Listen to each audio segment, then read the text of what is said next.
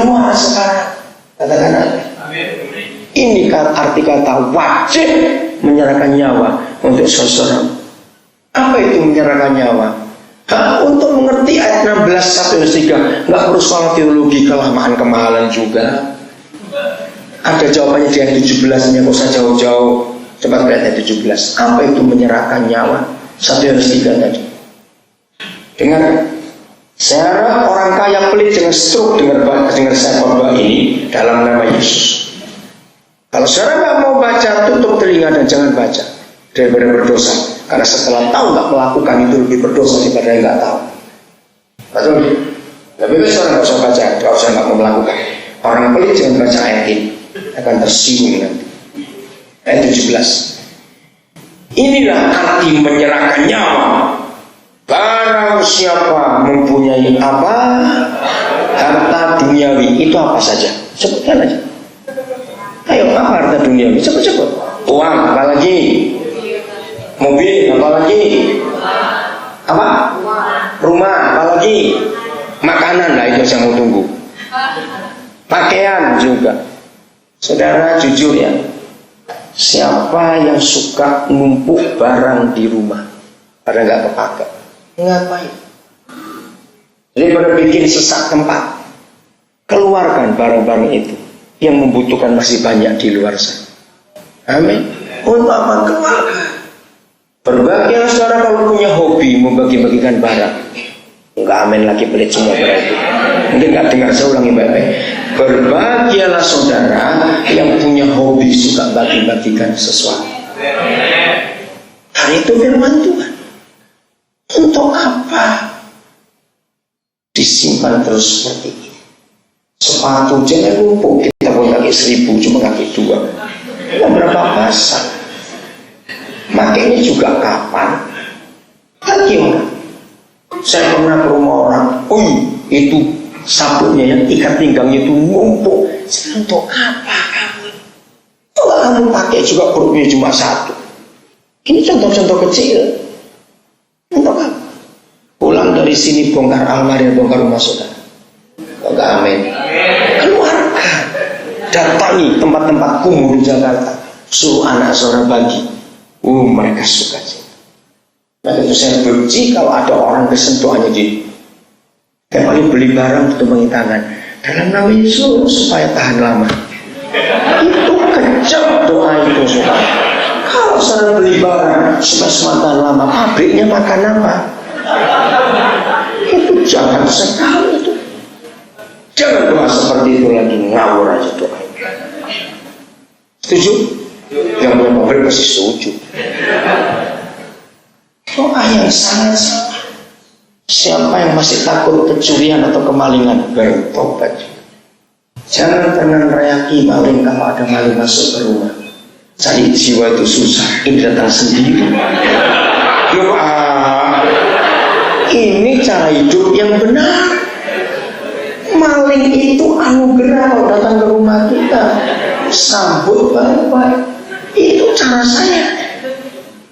Saya sambut selamat malam. Nama saya Daniel, namamu siapa? Kamu tahu mall bisa tutup, pasar bisa tutup, neraka nggak pernah tutup. Jadi kalau kamu nyolong, kamu masuk neraka. Kalau kamu minta, kamu selamat. Pasti bertobat maling. Saya cari jujur, kamu butuh apa? Ngomong. Model kamu begini, tetap lebih pintar polisinya. Kamu pasti ketangkep nggak lama. Mikir. Kamu punya anak, betapa sedih dan malunya anak. Kalau teman-temannya tanya, bapakmu mana? Di kantor polisi. Padahal mereka tahu bapaknya bukan polisi. Lah apa itu? Belum ngerti nggak kata-kata ini? Sadarkan maling itu. Berkati dia ajar itu. Berapa kali saya memberi modal maling juga untuk kerja yang baik. Saya kasih modal. Itulah kasih. Katakan apa? Berani menyerahkan nyawa untuk orang lain. Wah, kalau dia bakal terus mati, nah lebih takut mati toh, belum Kristen, gitu aja.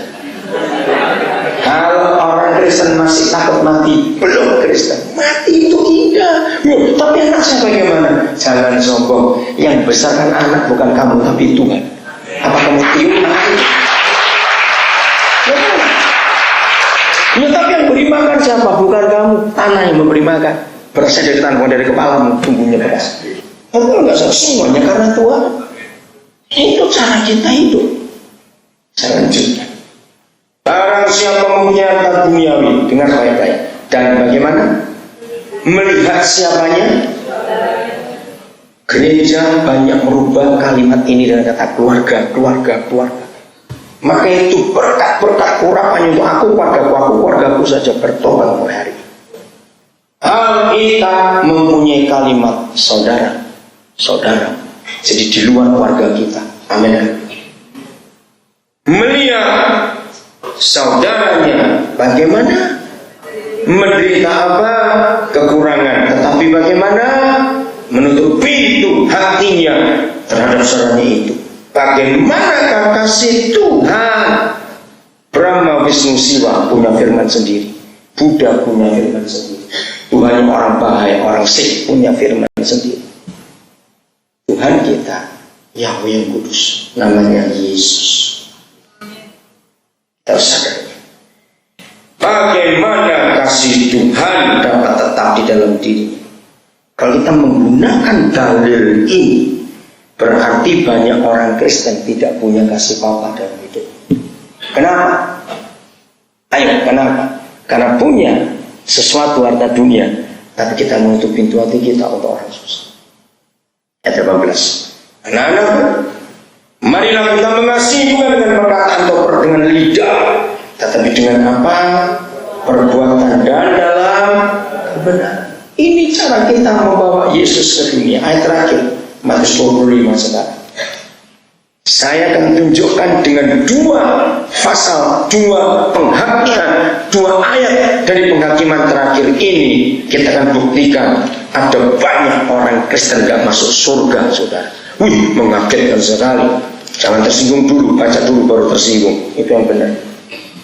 Matius 25 ayat 45-46. Mengapa gereja lupa ayat ini?